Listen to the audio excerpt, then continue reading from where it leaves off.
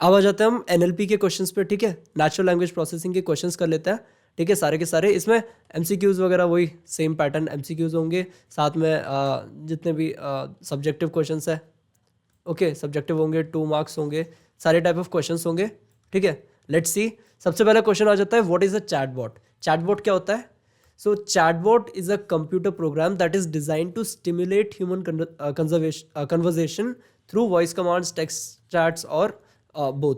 मतलब बस क्या करता है ना कि एक कंप्यूटर, ठीक है, एक कंप्यूटर का एक ऐसा प्रोग्राम है वो, जो कि जो हमारी कन्वर्जेशन होती है, ठीक है, एक ह्यूमन एंड एक मशीन के बीच में एक कन्वर्जेशन का मीडियम होता है। It can be in the form of virtual commands, sorry voice commands, text commands, या फिर दोनों मिला के साथ में। Examples Mitsuku chatbot and Jabberwacky chatbot, ठीक है ना। आगे चलता है। एक और डेफिनेशन यहीं पर है कि chatbot is a software application used to conduct an online chat conversation via text और text to speech in lieu of providing direct contact with the live human agent, ठीक है ना।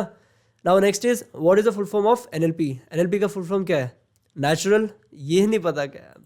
ऐसे ऐसे क्वेश्चन क्यों डाल दिया मैंने, फिर भी डाल देते हैं यार। नेचुरल लैंग्वेज प्रोसेसिंग, ठीक है। एनएलपी का फुल फॉर्म क्या है? Natural language processing. Hardest question of the day. Next question, while working with NLP what is the meaning of syntax and semantics? मैंने बताया syntax is the structure, ठीक है, structure of the sentence. Semantics is the meaning of the sentence, ठीक है। Let's see. Syntax refers to the grammatical structure of the sentence. Semantics is referring to the meaning of the sentence. Then what is the difference between stemming and lemmatization? Stemming क्या करता है? दिमाग use नहीं करता, direct to direct वो क्या कर देता है, बस अपना जो भी रूट वर्ड है स्टेम वो ले आता है, और stem not necessarily be A something which has meaning, ठीक है। मीनिंग किस में होता है? लैमेटाइजेशन में, ओके। स्टेमिंग क्या होता है? स्टेमिंग में not always a meaningful word, ठीक है। लेट्स सी डेफिनेशन में क्या है। Stemming is the process in which affixes of the word are removed, ठीक है, एफिक्सेस रिमूव होते हैं, and the words are converted into their base form, ठीक है, they are converted into the base form. In lemmatization the word we get after affix removal, also known as lemma, lemma भी कहते हैं, is meaningful one. मतलब लैमेटाइजेशन में हर बार हम जो word हमें मिलता है वो क्या होता है? एक मीनिंगफुल वन होता है, ये एश्योर करता है lemmatization. That's why it takes more time. Lemmatization makes sure lemma is a word with a meaning, and hence it takes longer time to process than stemming. The difference between stemming and lemmatization can be depicted by the following example. ये example भी है जिसमें caring का lemmatization करेंगे तो बन जाएगा care, and caring का stemming करेंगे तो क्या कर देगा? stemming सिर्फ ing हटा देगा and बना देगा car, बिना समझे हुए, ठीक है ना। Next, what is the full form of TF-IDF? TF-IDF का फुल फॉर्म क्या है? Term frequency and inverse document frequency, ठीक है, term frequency and inverse document frequency. Then what is the meaning of dictionary in NLP? Dictionary means a collection of unique words. Collection of unique words of the corpus. ठीक है. Dictionary in NLP means a list of all the unique words occurring in the corpus. If some words are repeated in the different documents, they all are written just once as while creating the dictionary. चाहे मैं बोल दूँ कि एक corpus है राम, लीला, श्याम, ठीक है, both have both games, तो फिर इसकी डिक्शनरी क्या हो जाएगी? इसके डिक्शनरी में आएगा राम, लीला आएगा, श्याम आएगा, बोथ एक बार आएगा, हैव आएगा, एंड देन क्या होगा? गेम्स आएगा, बट बोथ दो बार नहीं आएगा, ठीक है ना। Now what is term frequency? Term frequency एक वर्ड, टर्म मतलब क्या होता है? एक सिंगल वर्ड, ठीक है। तो टर्म फ्रीक्वेंसी मतलब क्या हो गया? सिंगल वर्ड कितनी बार फ्रीक्वेंट हुआ है, मतलब फ्रीक्वेंसी मतलब number of time it has occurred. Term frequency is the frequency of the word in the one document.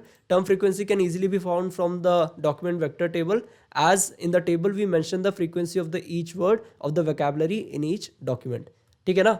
Next, which package is used for natural language processing in Python programming? तो हम कौन सा package use करते हैं? अब मैंने इसके बारे में आपको बताया नहीं था, बस ये एक छोटी सी चीज़ रह गई थी, NLTK, ठीक है, जो आपको मैंने उसमें मेंशन नहीं किया, तो अभी यहाँ पर भी पता चल जाएगा. तो ऐसा नहीं कि कुछ छूट जाएगा। बस ये NLP में ये NLT के बस ये वर्ड बताना भूल गया, बाकी सब है, ठीक है। NLT के क्या है? NLT के is natural language tool kit, ठीक है। ये पाइथन में होती है, इसमें स्टेमिंग वगैरह हम सब कर सकते हैं, ठीक है। Natural language tool kit NLTK is one of the leading platform for building Python programmes that can work on human language data, ठीक है। Now what is a document vector table? Document vector table क्या होती है? जिसमें एक ऊपर dictionary में सारे वर्ड लिखे होते हैं, सारे यूनिक वर्ड्स, ओके। देन हर डॉक्यूमेंट में, जैसे डॉक्यूमेंट 1, डॉक्यूमेंट 2, डॉक्यूमेंट 3, इन तीनों की डिफरेंट लाइन है, ठीक है। तो जैसे पहली लाइन में डॉक्यूमेंट 1 के वर्ड्स हैं, सॉरी पहली लाइन में क्या है? डॉक्यूमेंट 1 की फ्रीक्वेंसीज लिखेंगे। मतलब यहाँ पर क्या होता है ना, जैसे अगर मैं यहाँ पर पहला वर्ड है, ठीक है, first word, second word, third word, ये डिक्शनरी के ऊपर डिक्शनरी वाली टेबल है, ठीक है। डिक्शनरी वाली टेबल है, ये टेबल है पूरी, और ये ऊपर जो है ना वो डिक्शनरी के वर्ड्स हैं। ये ऊपर पहला वर्ड लिखा है, यहाँ पर दूसरा वर्ड लिखा है, तीसरा वर्ड लिखा है, ऐसे करके चौथा वर्ड लिखा है, ओके। अब यहाँ पर क्या होगा ना, ये इसमें फिर ये जो पहली वाली रो होगी, ये पहले डॉक्यूमेंट को रिप्रेजेंट करेगी, दूसरी रो दूसरे डॉक्यूमेंट को, तीसरी रो तीसरे डॉक्यूमेंट को। तो ये पहली वाली रो में क्या होगा कि अभी यहाँ पर जो पहला वर्ड लिखा है अगर वो डॉक्यूमेंट में आया है, ठीक है, तो क्या करेंगे, हम डाल देंगे कि वो डॉक्यूमेंट में आया। जैसे अगर 0 टाइम आया तो 0 डाल देंगे। अभी मैं आपको दिखाता हूँ आगे करके। एक्चुअल भी हाँ, ये आपको मैंने समझाने के लिए किया, बट डॉक्यूमेंट वेक्टर का इसमें क्या है ना, क्वेश्चन में पूछा नहीं गया है। तो ओके, बेसिकली क्या है कि जो टेबल हमने बनाई थी ना अभी, उसमें अगर वो वर्ड आया तो 1 डाल दो, नहीं आया तो 0 डाल दो। बट एक बात याद रखना तुम लोग, ठीक है, ऐसा नहीं कि अगर वो वर्ड 10 बार आया तो तुम 10 बार डाल दो, ठीक है, ऐसा नहीं है। वो तुम्हें एक ही बार डालना है। वर्ड आया है तो एक बार डाल दो, नहीं आया तो 0 डाल दो, चाहे कितनी बार रिपीट किया हो, ठीक है। Document vector table is used to implement bag of words algorithm. In a document vector the header row contains the vocabulary of the corpus, बताया अभी मैंने, and the other rows correspond to different documents, ये बताया मैंने। If the document contains a particular word it is represented by 1 and absence of word is represented by 0 irrespective of number of time the word occurred, okay. Document vector table is a table containing the frequency of each word, okay, of the vocabulary in each document, okay. Document vector table is a table containing the frequency of each word of the vocabulary in each document, ठीक है। next is what do you mean by corpus, okay. corpus मतलब क्या होता है? Corpus is collection of whole textual data all together from all the documents. whole textual data all together, मेरी writing तो भाई खतरनाक, ठीक है। All together is known as corpus, यहाँ पर लिखा हुआ है। Corpus is a large and structure data set machine, यहाँ पर ये वाला देख लो। Corpus can be defined as the collection of textual documents. It can be thought as just a bunch of text of files in a directly. मुझे definition अच्छी नहीं लग रही, ये रहा ना, we will be working on text with multiple documents and the term used for whole textual data from all the documents all together is known as corpus, ठीक है ना। Next, what are the different types of data used for natural language processing applications? कौन से different type of data use किया जाते हैं? Let's see, ठीक है। बेसिकली हमें पता है कि NLP में डेटा अगर यूज़ करेंगे तो क्या होगी? Text and audio, sorry NLP में क्या होगी? The data which will be use is वही वर्ड्स और audio files, text speech format में होगा, ठीक है, जो भी है। सो NLP एक second, NLP takes in data of natural language in the form of written words and spoken words which humans use in their daily lives and operates on this text. तो text and speech, ठीक है, text and speech, basically यही बोलना चाहते हैं। Next, differentiate between a script bot and a smart bot. Script bot and a smart bot. Let's see what is the difference. Script bot doesn't carry even a glimpse of AI, ठीक है। Smart bot क्या होता है? NLP और ML के ऊपर बना होता है। Script bots are easy to make, smart bots difficult होता है। स्क्रिप्ट बोर्ड्स की फंक्शनिंग बहुत लिमिटेड होती है और स्मार्ट बोर्ड्स बहुत फ्लेक्सिबल और पावरफुल होता है। स्क्रिप्ट बोर्ड्स प्रोग्राम्ड होता है, ठीक है, स्क्रिप्ट प्रोग्राम होते हैं, रूल्स पे वर्क करता है, but smart boards work on bigger databases and resources directly. Now no or little programming skills, ठीक है, are required for script board, but NLP and machine learning skills are required for the smart board. Limited functionality in script board, wide functionality in smart board, ठीक है।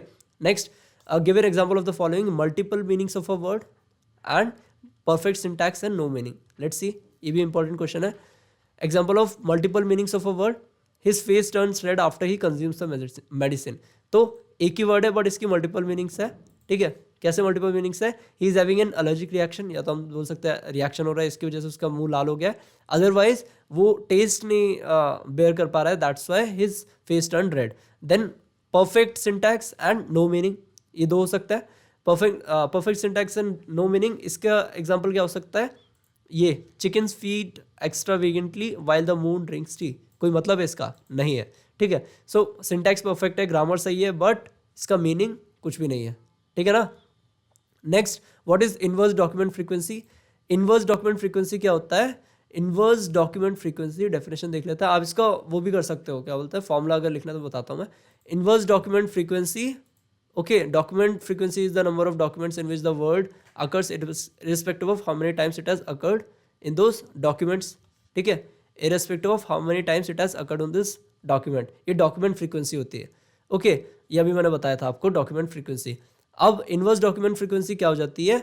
In case of inverse document frequency we need to put the document frequency in the denominator, मतलब document frequency in the denominator while the total number of documents in the numerator, total number of documents in the numerator, ठीक है। This is inverse document frequency, मतलब number of documents by document frequency is inverse document frequency. NLP का video देख लो, सब समझ में आ जाएगा, एकदम क्लियर हो जाएगा मक्खन की तरह, ठीक है। For example, if the document frequency of a word Aman is 2 in a particular document, then it is written in inverse document frequency will be 3/2, ठीक है, 3/2 लिखेंगे।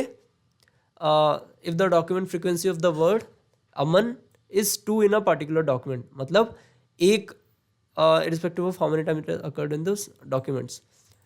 Document frequency is the number of documents in which word occurs irrespective of how many times it has occurred on these documents, ठीक है। और ये इसको मैं इसके साथ सिंक करने की कोशिश कर रहा हूँ, ठीक है, irrespective of how many times it has occurred in those documents। ये लाइन जो है ना, मैं इसके बारे में कुछ बोलना चाहता था। हाँ, ये एक्चुअली बहुत ही ज़्यादा इंपॉर्टेंट लाइन है, क्यों बताए, इसमें लोग बहुत ज़्यादा मिस्टेक करते हैं। ये आपको आगे के क्वेश्चन में दिखेगा जब मैं आपको ना सॉल्व करवाऊंगा, ठीक है। और हाँ, यहाँ पर क्या है, document frequency of the word Aman is 2 in particular document, then its inverse document frequency क्या हो जाएगी? 3/2, क्योंकि इसकी डॉक्यूमेंट फ्रीक्वेंसी क्या है? 2, okay. So number of documents जिसमें वो आया है वर्ड, ओके, 2 डॉक्यूमेंट में, इसका मतलब क्या है, अमन 2 डॉक्यूमेंट्स में आया है, and total number of documents 3 है, तो उसकी इनवर्स डॉक्यूमेंट फ्रीक्वेंसी 3/2 हो गई, ठीक है। नेक्स्ट क्या है? स्टेमिंग एंड लैमिटेशन डिफाइन करो। स्टेमिंग क्या होता है? दोनों एफिक्स रिमूवल के प्रोसेस होते हैं, बट स्टेमिंग में क्या होता है, directly remove the affix without considering that whether the final word that is stem would be the meaningful one और not. But lemmatization, it considers the word that is final word is lemma and it is always a meaningful one, okay। it removes the root by understanding what the actual word means, okay। stemming मतलब, stemming is the rudimentary rule based process, stripping of the suffixes। ये language क्या use कर रखे यार, हमको ये language से फ़र्क नहीं पड़ता, हम अपने भाषा में लिख देंगे, ठीक है। जैसे ये affixes को हटा देता है बस। stemming is the process of reducing words to their word stem, base और रूट फॉर्म, ठीक है। फॉर एग्जाम्पल, बुक्स का बुक हो जाएगा, लुक का लुक हो जाएगा, केयर का कार हो जाएगा, ठीक है, केयर का कार हो जाएगा। एंड लेमेटाइजेशन क्या है? Lemmatization on other hand is an organized and step by step procedure of obtaining the root from the word. It makes use of vocabulary that is dictionary and importance of words and morphological analysis that is word structure and grammatical relations. मतलब इतनी सारी चीज़ें वो consider करता है ताकि वो meaning बता सके उस वर्ड का क्या है, ठीक है। Aim of lemmatization like stemming is to reduce inflectional forms यानी जो एफिक्स वाले फॉर्म होता है to a common base form, ठीक है, as oppose to stemming lemmatization does not simply chop off the inflections, मतलब वो डायरेक्टली एफिक्सेस ऐसे ही नहीं हटा देता, बल्कि instead it uses lexical knowledge, ठीक है, मतलब ये अंडरस्टैंड करता है वर्ड्स को, okay, and then gets the correct base form of the word, okay, ये मीनिंगफुल बना देता है वर्ड को बाय अंडरस्टैंडिंग कि वो वर्ड्स कैसे यूज हुआ है, ओके, सेंटेंस में। नेक्स्ट, अच्छा ये stemming is a process of, ठीक है यार, ये वही डेफिनेशन वापस है। What do mean by document vectors? Document vector मतलब document vector contains the frequency of document vector contains the frequency of each word of the vocabulary in a particular document, okay, it contains each word of the vocabulary in the particular document, और उसके बाद in a document vector vocabulary is written in the top row, and now for each word in the document if the machine matches the vocabulary put a 1, and if the same word appears again increment the previous value by 1, ठीक है, इसका मतलब each word in a document, okay, मतलब जितनी बार वो word अकर हुआ है एक डॉक्यूमेंट में उतनी बार हमें लिख देना है। If it matches the vocabulary put a 1 under it, if the same word appears again increment the previous value by 1, okay, and if the word does not occur in that document put a 0 under it. ये बात आपको ध्यान से याद रखनी है कि किस में फ्रीक्वेंसी कंसिडर करते हैं, किस में नहीं करते हैं। मैं कह रहा हूँ NLP एक बार रिवाइज कर लो यार, इंपॉर्टेंट है, उसमें चीज़ें भूल जल्दी जाते हैं, ठीक है, NLP रिवाइज करो, एक बार रिवाइज कर लो, उससे क्वेश्चंस अच्छे आएंगे यार, इसलिए एक बार रिवाइज करना बनता है NLP को। अब नेक्स्ट क्वेश्चन क्या है कि विच words in a corpus have the highest values and which have the least value. हमें पता है ये ग्राफ, ठीक है, हाईएस्ट वैल्यू किसकी होती थी, वैल्यू वर्सेस अकरेंस, रुक जाओ, अकरेंस यहाँ पर था, अकरेंस, ठीक है, कितनी बार अकर किया है, अकरेंस वर्सेस वैल्यू, ठीक है, तो जितना कम अकर करता है वो रेयर वर्ड्स होते हैं, रेयर वर्ड्स जिनकी वैल्यू क्या होती है, हाई होती है, जो स्टॉप वर्ड्स होते हैं, ठीक है, उनकी वैल्यू क्या होती है, लो होती है, but their occurrence is high. क्या बोला है, stop words like and this is the, stop words like and this is the etcetera have the highest values in the corpus, sorry highest occurrence, okay, okay, occurrence, highest occurrence, value low होती है बहुत, highest occurrence in the corpus, but these words do not talk about the corpus at all, corpus के बारे में बिल्कुल बात नहीं करते, as these are termed as stop words and mostly removed in the pre processing stage only. Rare और valuable words occur least, okay, but the most importance, but adds the most important to the corpus, and hence we look at the text and make we take the frequent and rare words into consideration, ठीक है। next, does the vocabulary of a corpus remain the same before and after the text normalization? vocabulary of the text पूछा है, ठीक है, vocabulary of the text, तो vocabulary would not remain the same because, बताता हूँ मैं क्यों, because क्या होता है ना, टेक्स्ट नॉर्मलाइजेशन में, यहाँ पर देखो लिखा हुआ है रीजंस, टेक्स्ट नॉर्मलाइजेशन में एक तो लोअर हो जाता है, ठीक है, तो उस, और एक तो स्टॉप वर्ड्स रिमूवल हो जाता है, और साथ में क्या हो जाता है, स्टेमिंग एफिक्स से हट जाते हैं, तो बहुत सारी चीज़ें चेंज हो जाती है। 3 रीजंस है, केस चेंज हो जाना, ठीक है, केस चेंज हो जाना, और स्टॉप वर्ड्स, ठीक है, स्टॉप वर्ड्स NLP का वीडियो में ये सब मेंशन है, बट स्टिल मैं चाहता हूँ ना कि कुछ लोगों को जिनको अभी याद नहीं होगा ना, तो लास्ट टाइम पे बता दो थोड़ा थोड़ा। स्टॉप वर्ड्स, और साथ में क्या है, stemming in the affix were removed whether words converting into base form, ठीक है, स्टॉप वर्ड्स और ये एफिक्स रिमूवल, इन स्टेप्स में क्या हो जाता है, वोकैबुलरी चेंज हो जाती है, ठीक है। Next is what is the significance of converting the text into a common case. Text को कॉमन केस में कन्वर्ट करने का क्या सिग्निफिकेंस होता है, सिग्निफिकेंस होता है हैप्पी, जैसे मैं लिख रहा हूँ एक हैप्पी, ओके, एंड एक छोटा वाला हैप्पी। अब ये दोनों वर्ड्स क्या होंगे, ये दोनों वर्ड्स डिफरेंट हो गए मशीन के लिए, बट अगर मैं, हमको तो ये दिखाना है ना कि ये दोनों वर्ड सेम है, तो इनको क्या कर देंगे, स्मॉल केस में कन्वर्ट कर देंगे, हैप्पी एक सिंगल वर्ड हो जाएगा, और ये हमें बताएगा कि ये दोनों अलग वर्ड नहीं है, ठीक है, बेसिकली यही है। So in text normalization, we go under steps to normalize the text in a lower level. After removal of stop words, we convert the whole textual data into similar case, preferably to lower case. ठीक है, most of the time it's lower case में करता है. This ensures that the case sensitivity of the machine does not consider same words as different, because because of different cases, ठीक है। हम चाहते हैं कि डिफरेंट केस की वजह से वो डिफरेंट वर्ड्स कंसिडर कर ले। Mention some applications of NLP. Applications of NLP क्या है? सेंटिमेंटल एनालिसिस, चैटबॉट्स और वर्चुअल असिस्टेंट्स, अपना text classification, text extraction, machine translation, text summarization, market intelligence, इसको ज़रूरत नहीं है।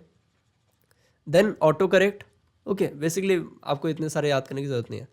Next, what is the need of text normalization in NLP? In NLP text normalization का क्या नीड है?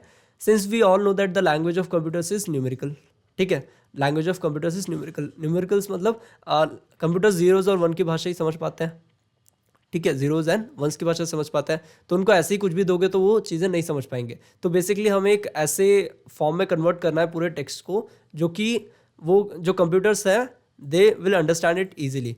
सो this conversion takes a few steps to happen and basically क्या करता है, at the very first step that comes to the mind is convert a language to numbers. तो language को numbers में convert करने के लिए टेक्स्ट नॉर्मलाइजेशन होता है। This conversion takes place in steps to happen. The first step is to text normalize, okay, the first step to it is text normalization.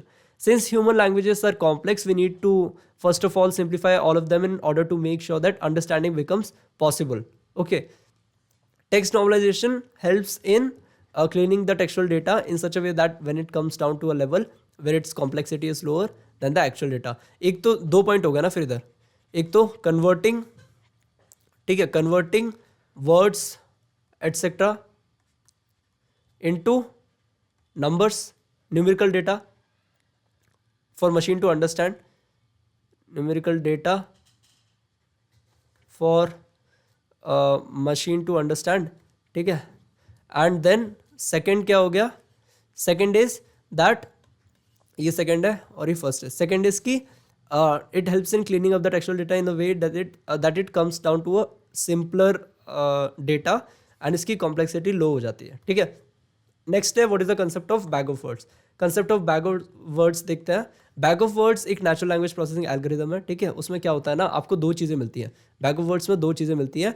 First is word occurrences, ठीक है, कितनी बार आया है और क्या क्या वर्ड्स हैं, मतलब dictionary, vocabulary of the word बोल सकते हैं, comma vocabulary of the word, और साथ में, ठीक है, frequency of the word, okay, frequency of word, okay.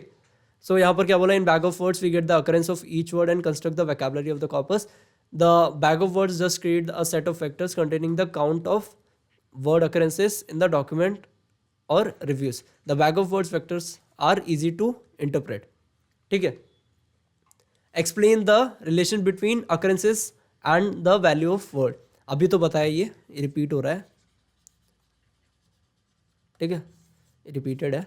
Next, what are the applications of TF-IDF के एप्लीकेशंस पूछ रहे हैं, ठीक है, ये बताया था मैंने। TF-IDF के एप्लीकेशन क्या है? डॉक्यूमेंट को क्लासिफिकेशन, ठीक है, डॉक्यूमेंट क्लासिफिकेशन कैसे? TF-IDF की वैल्यू से बहुत चीज़ें समझ में आ जाती है हमें, ठीक है, कौन से वर्ड्स रिपीट हो रहे हैं, कौन से वर्ड्स का वैल्यू ज़्यादा है, कौन से स्टॉप वर्ड्स हैं, कौन से वर्ड्स को हमें कंसिडर करना है, कौन से वर्ड्स को नहीं करना है। नेक्स्ट, टॉपिक को मॉडल करना, वही सेम ही चीज़ें। क्लासिफिकेशन में क्या है? It helps in classifying the type and genre of the document. Topic modelling में क्या है? It helps in predicting the topic for a corpus, okay. ये सब किस पे बेसिस पे होगा? स्कोर ऑफ TF-IDF पे। Next, information retrieval system, okay, to extract the important information out of a corpus. वो भी उसी बेसिस पे कि कितना अकरेंस और कैसे कैसे वर्ड आए हैं, उसके बेसिस पे हम डिसाइड कर लेंगे कि कौन से वर्ड्स इंपॉर्टेंट है और कौन से नहीं, तो उसके हिसाब से इन्फॉर्मेशन भी मिल जाएगी। स्टॉप वर्ड फिल्टरिंग, वो तो ऑब्वियसली बिकॉज हमें क्या पता चल जाएगा कौन से वर्ड्स बहुत बार आ रहे हैं वगैरह, तो हमें स्टॉप वर्ड फिल्टरिंग कर सकते हैं। Next is what are stop words. Stop words होते क्या है? Words with high frequency and very low or no value, ठीक है। Explain with the help of examples, is, am, are, etcetera, ठीक है। सो यहाँ पर क्या, stop words are the most common words like the, on, is, all. These words do not carry any important meaning and they are usually removed from the text. It is possible to remove the stop words using NLTK, that is Natural Language Toolkit, वही Python का एक toolkit है. A suite of libraries and programs for symbolic and statistical natural language processing. ठीक है. Next is differentiate between human language and computer language. Wow, human language and computer language का differentiation आ गया है and we definitely know this very well. Okay, क्या है? Human language communicate through language in which we all process all the time. ठीक है, जो language हम प्रोसेस करते हैं all the time. Our brains keep on processing the sounds that it hears and around it self and it tries to make sense out of them. हम लोग पूरे time, हमारा दिमाग क्या है ना, चीज़ों को सुनते रहता है. ठीक है, और वो चीज़ों को सुनते रहता है एंड प्रोसेस करते रहता है और फाइनली उन वर्ड से सेंस निकालने की कोशिश करता है. ये ह्यूमन का साउंड प्रोसेसिंग सिस्टम है. वाइल कंप्यूटर्स का देखें तो कंप्यूटर्स क्या होता है, कंप्यूटर सिर्फ नंबर्स की भाषा समझता है. Everything that is sent to the machine has been converted into numbers. किसकी मदद से? टेक्स्ट नॉर्मलाइजेशन की मदद से. And while typing if a single mistake happens और सिंगल मिस्टेक इज मेड, ठीक है, the computer throws a error and does not process that part. The communications made by the machine are very basic and simple. ठीक है, it's understandable. Next, create a document vector table for the given corpus. Document vector table कैसे बनाएंगे? Document 1, Document 2, Document 3, Document 4, ये different documents है. ठीक है, we are going to Mumbai. Mumbai is a famous place. We are going to famous place. I am in Mumbai. अब ये question क्या है ना, ये बड़ा क्वेश्चन है. Create a document vector for, अच्छा डॉक्यूमेंट वेक्टर बनाना ना है तो ये 4 मार्क्स का है तो 3 मार्क्स का. ठीक है, बट इसमें इजी कितना होगा ना, आपको दिखाता हूँ कितना इजी है ये बनाना. बहुत सिंपल है. हमने क्या किया, सबसे पहले we are going to Mumbai, Mumbai is a famous place, I am going to Mumbai, जो भी वर्ड्स थे उनके सारे यूनिक वर्ड्स लिख दिए. ठीक है, creating the dictionary. We are going to Mumbai is a famous place, I am in. इसके अलावा कोई वर्ड्स है नहीं उसमें. ठीक है, जो डॉक्यूमेंट्स है उसमें एक भी वर्ड नहीं है. 4 डॉक्यूमेंट्स थे तो ये 4 रोज है, 1 2 3 4. ठीक है, we are going to Mumbai पहला सेंटेंस था. तो वैसे ही सारे वर्ड्स हैं ना, तो पहले सेंटेंस में यानी पहले डॉक्यूमेंट में कौन से वर्ड्स थे? वी था, आर था, गोइंग था, टू था, मुंबई था, और बाकी सारे नहीं थे तो सब में क्या डाल दिया?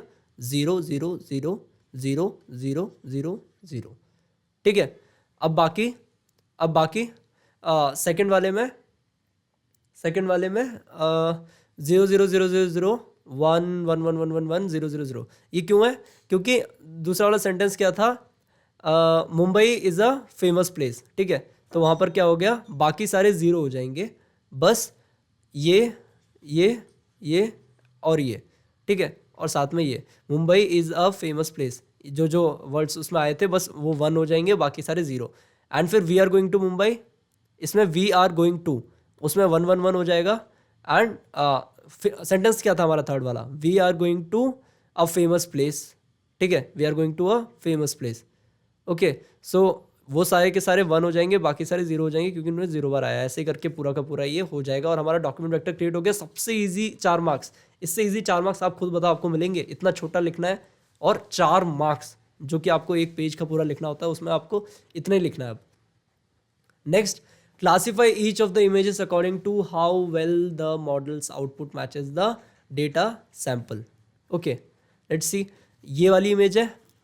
ठीक है, ये है एंड ये. अब मैंने कितना अच्छे से समझाया है ये आपको. ठीक है, कि ये हो जाता है, ये बहुत ओवर ट्राई करता है. ठीक है, बहुत ट्राई करता है, बहुत ओवर ट्राई करता है, इसलिए हो जाएगा ओवर फिटिंग. ठीक है, ये क्या है? ये क्या करता है ना, ट्राई तो करता है बट ये बहुत अंडर ट्राई करता है. ये ट्राई करता है, ये कहीं ऊपर से ही चले जाता है या तो नीचे से ही चले जाता है, ये उसके पास नहीं आ पाता. ठीक है, तो दिस इज अंडर ट्राइंग. ये ज़्यादा ट्राई नहीं करता है. ओवर ट्राई में क्या होता है ना, बहुत ट्राई करता है, ऊपर जाता है, पहुंच जाता है उसके पास, फिर नीचे आ जाता है गलती से, फिर इतनी स्पीड में ऊपर आता है, फिर वो नीचे आ जाता है, ऊपर नीचे ऐसे चलता रहता है इसमें, और इसलिए ये ओवर फिटिंग हो गया. ये क्या हो गया? Under fitting. एंड ये तो एकदम परफेक्ट जन्मों का बंधन बट गया है यार. अब तो मज़ा ही आ गया. मतलब ये क्या बोल रहा हूँ मैं, परफेक्ट हो गया ये. ठीक है, ये क्या है? परफेक्ट फिट है. ठीक है, गलत नहीं सोचना. परफेक्ट फिट मतलब ये लाइंस एंड ये मॉडल का बंधन बैठ गया. ठीक है, तो यही टेक्स्ट में लिख दिया इन्होंने. पढ़ना है तो पढ़ लो यार. और हाँ, बेसिकली एक और बात यहाँ पर ऐड करनी है. इनकी एक्यूरेसी, इन दोनों की एक्यूरेसी लो होगी. ठीक है, अंडर फिटिंग और क्या बोलता है अपना, अंडर फिटिंग एंड ये ओवर फिटिंग. ठीक है, दोनों की accuracy would be very low accuracy. ठीक है, but perfect fitting has the optimum accuracy and the model is called a perfect fit. ठीक है, ट्रू फंक्शन मैच कर जाता है with the model's output. Okay, next is explain how AI can play a major role in sentimental analysis of human brains. ठीक है, sorry, sentimental analysis of human beings. Okay, so goal of sentimental analysis is to identify sentiment among several posts or even in the same post where emotion is not always explicitly expressed. ठीक है, मतलब sentimental analysis is to identify sentiment identify करना among several posts or even in the same post where emotion is not always explicitly expressed. इसका मतलब क्या हो गया कि जहाँ पर आपके इमोशंस अच्छे से एक्सप्रेस नहीं हुए वहाँ पर भी अंडरस्टैंडिंग द इमोशंस ऑफ और the sentiments of the people. ठीक है, एंड देन कंपनीज कैसे यूज करते हैं? Companies use NLP application such as sentimental analysis to identify opinions, sentiments और the sentiments online and to help them understand what customers think about the product and services. That is, I love the new iPhone. ठीक है, and few lines later but sometimes it doesn't work well. तो इसमें क्या identify करेगा कि कुछ तो इसमें पॉजिटिव बोल रहा है, कुछ तो नेगेटिव बोल रहा है. बेसिकली ओवरऑल पॉजिटिव ये आईफोन पे कमेंट है. ठीक है, ऐसे करके कंपनीज इसे यूज कर सकती हैं. Okay, beyond determining simple polarity and sentimental analysis also understands sentiment in context to help better understand what's behind the expressed opinion. इतना सारा इंग्लिश बोल दिया है मैंने. बेसिकली आपको मैं समझाना ये चाहता हूँ कि simple sentimental analysis is not just about understanding sentiments, it's also about understanding the expressed opinion. ठीक है, और क्या है, which can be extremely relevant in understanding and driving purchase decisions. मतलब आप अगर दूसरों के sentiments समझ लोगे, दूसरों के वो क्या कहना चाहते हैं, ठीक है, वो समझ जाओगे, तो क्या होगा ना कि आप अपने डिसीजंस अच्छे से ले पाओगे. अब मैं पोल्स किस लिए करता हूँ कि कितने बजे डालना है करके, ऑल्दो आज का वीडियो लेट हो गया, I am sorry for that. बहुत सारी स्लाइड्स आप खुद ही देख रहे हो ना, प्रैक्टिस कितनी हो रही है. सो क्या हो गया ना कि आप अगर समझ पाओगे ना, मैं पोल जाता हूँ तो मैं समझ जाता हूँ कि आप क्या कहना चाहते हो, तो उसके हिसाब से मैं अपने कंटेंट बनाता हूँ. ठीक है, दैट्स व्हाट वी डू. ठीक है,